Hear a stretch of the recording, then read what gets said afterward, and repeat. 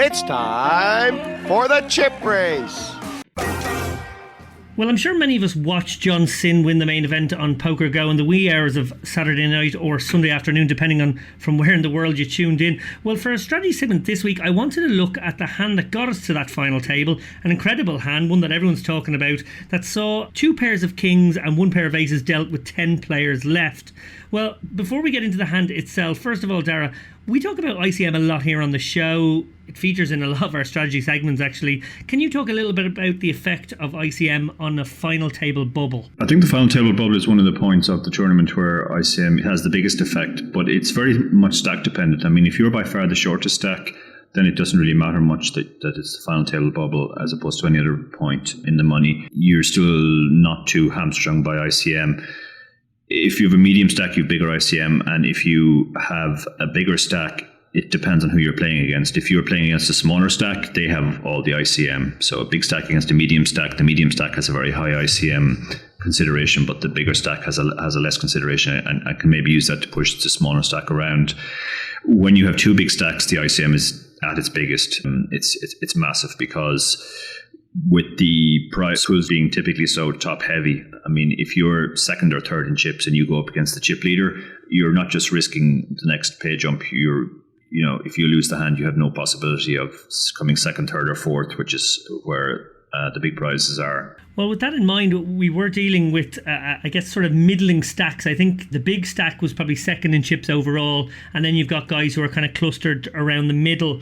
Onto the action, eventual fourth place finisher Nicholas Mannion wakes up with aces under the gun, 10-handed, playing 43 million. He opens to 1.5 million at big blind 600k. Antoine Labat flats kings in the low jack, playing 51 million. I think either option here is sort of fine. I actually probably lean towards a flat as well, personally.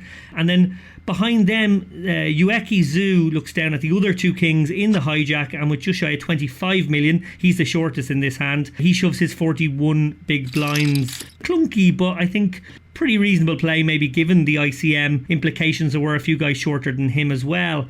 Mannion takes about 10 seconds before shoving, a nice amount of time. I think not too much Hollywood, maybe the same amount of time he would have taken with ace king suited or queens or something of that nature.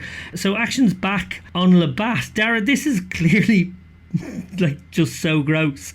What was your first thought when you watched the hand live? And I'm interested to know, did that opinion change after a bit of maybe deeper analysis? Yeah, well, my first reaction was exactly that it's an incredibly gross spot. And it wasn't clear to me whether kings was a fold or not. It felt pretty close. I did tend to lean towards folding. I suspected if we ran the numbers, even if it was close, it would be close because it would give wider ranges to Mannion and Zhu than was actually the case.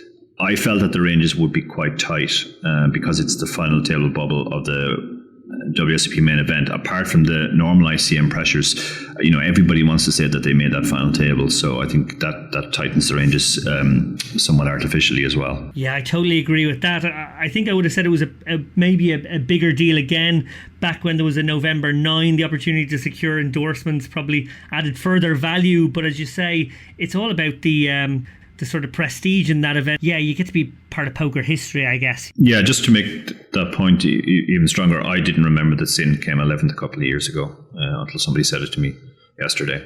So I do, yeah, I think I agree with you. I think the ranges you would be expected to open maybe something between 16 and 20% under the gun 10-handed. I don't think in practice anyone's looking down at ace queen offsuit and opening there, to be honest. I think it's sort of like hanging your chips out. If you're the big stack now, it's different. I think you can probably open as the big stack and try and lean on everyone else. Even the second biggest stack might do it. But as you kind of move your way down to the middle of the pack, God, you really want ace king or maybe like jacks plus to be looking to open in that spot. And of course, as you say, a hold'em calculator will say that you should be opening king jack suited and things like this too. Yeah, that's the thing. I think another factor is that most of these players were pretty inexperienced, at least in these high pressure final table situations. So I don't think they would necessarily have been aware of maybe quite how wide they could profitably open. Also, it only becomes profitable to open a pretty wide range if everybody behind is ICM aware and is tightening their ranges accordingly as a result. And I don't think you could necessarily assume that here given the composition of the final 10 either. So I think quite a few reasons to suspect that everybody was just playing tighter ranges than normal. Well, with that in mind, a good pal of ours, Garrett's, sure, we'll give him the plug anyway, a rival podcast, Poker on the Mind. He's an excellent host. He ran the sort of the full Hold'em calculator analysis with this one, and he actually posted it as a YouTube video as well, and he came to the conclusion that only aces would be a call, kings would be would show a small loss, if you like. Did you see that video, and what did you think? Yeah, I saw the video. I think his first conclusion was that if everybody was playing HRC approved perfect ranges, then kings would be a profitable call, but he felt that they were playing tighter, which I very strongly agree with, and he put in the tighter ranges, and then suddenly kings becomes a fold. I agreed with that point completely. I did think that the ranges were considerably tighter than they should be. This is a situation where, and I think Doug Polk also made a video about it, where he talked about the dance that goes on when ICM is a big factor, in that you can start shoving wider because people have to tighten their calling ranges. But then if they know that, they're going to call wider, and that becomes a disaster for you. To be honest, I don't think that kind of dance was ever going to happen between these particular participants. I think they were sticking to solid ranges. So therefore, having looked at Garrett's analysis, I'm now convinced that kings should have been a fold. Yeah, I tend to agree. And I saw the Poke video as well. And I have to say, it was the least Doug Polk-esque video I'd watched, in the sense that Doug always espouses the virtues of a GTO sort of solution to things, and doesn't want to kind of plug in ranges that he's guessing that people might do, because in the end of the day, the minute you open yourself up to exploitation in that way because you think you can exploit somebody else, you're really playing with fire. Yeah, I agree with that, although Doug's attitude to ICM has always been a little bit unconventional, in that he tends to see it as something that you should use to put pressure on, rather than something you should use to tighten your ranges, which is a valid point. I mean, a lot of people make the point that ICM, as good as it is, it's not a perfect model. There's something to be said for taking risks that ICM wouldn't quite approve of to get a big stack, because if you get to the final table with a huge stack, for example, then you're in a tremendous position, if not to win it, at least to come in one of the really big money spots. I mean, I think third place was 5 million, whereas going out in ninth was only worth $1 million. So there's something to be said for the argument that you can take a risk at that point of the tournament to try and almost guarantee yourself a big payday. Yeah, and I think in summary, Polk's video did sort of say these guys should be playing for the win and to become part of poker history, and you only get one shot at that. So, as I said, it was unlike a Doug Polk video for me, but I did understand the points, and I think you've reiterated them very well there. I do want to push back on one thing, though, from Garrett's video. In it, he says that the fact that Labat just flatted, which of course is a fine play, as I said, doesn't change that much about his decision here. I wasn't so sure I agreed. Part of the strategy when flatting kings in that spot is keeping the pot manageable, sure, but another part of it is deception, and that you're essentially flatting the very top of your range. Labat is intentionally underrepresenting the second best hand in poker here, so when it gets round to him, he could reasonably assume, you know, he set this trap. Now maybe he doesn't want to, you know, pull the trigger and take in his prey, but it feels like he's played for this almost. Yeah, I think it kind of depends on how he's constructing his ranges here. I mean, when he flats, you could argue that he's essentially inducing, in the sense that he's trying to induce this type of action, and then because he shows up with a much stronger hand than he could be expected to have, he can exploit weaker hands that would shove, like for example the king jack suited that HRC would happily shove. But it also depends on how many weaker hands he's flatting. If you're in a situation where, you know, maybe kings and possibly aces are the only two hands that you're inducing with, and then you're flatting a lot of weaker hands, then if you're going to start folding some of the hands that you're inducing, then you're just folding far too much. So you kind of have to suck up and make the call, if that's the way you've constructed your range. If on the other hand that you're not actually flatting too many weaker hands, then maybe you can consider folding the kings. I think it's really relevant what he's actually doing with aces here.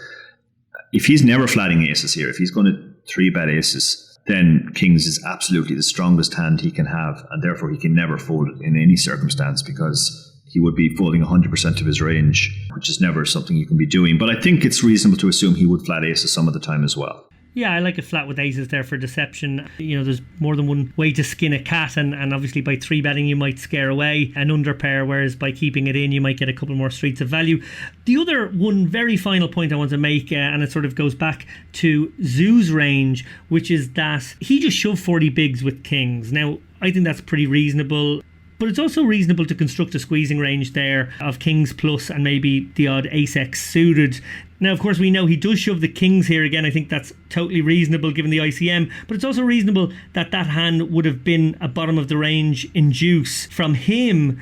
Surely with these factors in play now, does it become a lot kind of more problematic to fold a hand like kings if he's literally going to induce aces and kings in this spot? Okay, maybe he's going to lamp in the queens. That seems much more reasonable. But maybe looking for a jacks to get it in or an ace queen to get it in, maybe you'd be sort of throwing out the, I don't know, maybe 8x or something from that spot. Yeah, I think that's only irrelevant if we've seen Jew squeeze in a similar spot before.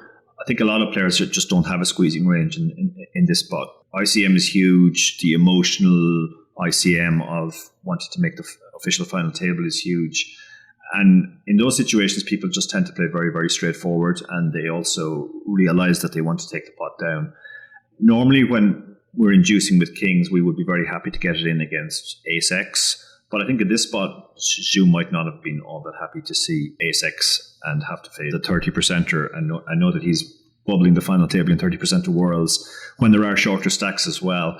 So I think because of that, I personally think Zhu probably just doesn't have any squeezing range there at all. And I think when he shoves 40 bigs, it's always value. I don't think he's ever doing this with King Jack suited or some of the suited aces that HRC would have him do it with. Yeah, well, given that he did shove the kings, I think you're absolutely right there, Dara. Well, look, the call was made. Mannion held, as I mentioned, he ended up taking fourth for 2.8 million. Zhu bust in 10th for 850k. And Labat, having been really badly wounded by that hand, was first to go on the final table for an even million. No question, it was a sick hand, and I know it's an unusual thing to fold kings pre-flop, but with all the factors at work that we've described here, I think this maybe was one of those rare times where it should have been. Yeah, I think it was, and I think Labat's probably going to hate kings even more than you do, because kings was his exit as well on the final table. It got done by queens, so he got doubly unlucky with kings. Absolutely, damn those infernal Djangos.